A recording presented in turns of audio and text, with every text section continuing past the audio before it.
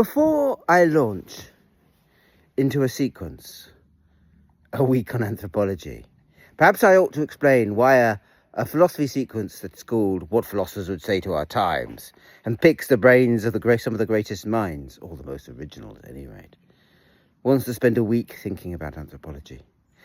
I started as an anthropologist 38 years ago, I suppose. But that's not why I always return to it. I always return to it because, to my mind, it is the antidote to philosophy.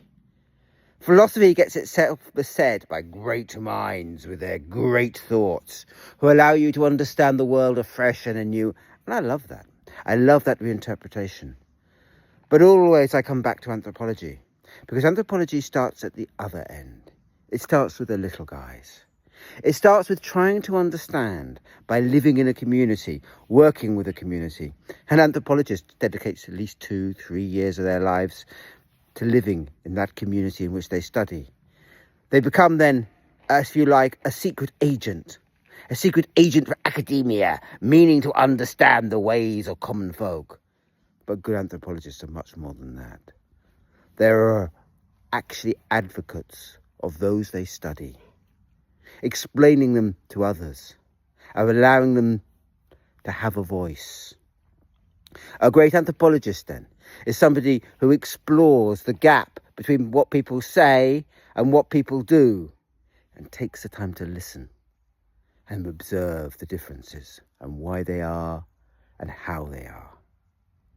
And surely, as our society is picked apart into small camps, all warring and feuding with themselves, as some of the loveliest people I know have over the last 5 years started espousing ideologies and ideas so hateful they give the shivers down the back of my neck. While perversely, some of the people who I know are rather selfish shits actually remain within the left-wing true faith that actually I still hold. All of that for me needs explanation. You need to understand it. And merely parachuting ideas from the top, merely saying this philosopher or that, Marx said this, or Hegel said that. Yes, it is important. Yes, it gives tools to one's mind. Yes, it allows one to think oneself and their self and one's relationship differently. But you need more. You need to actually live with the people, to understand the people, to think as they think, and to try to understand the rivers, the crevices, the abysses that are opening in society. And for that, you need anthropology.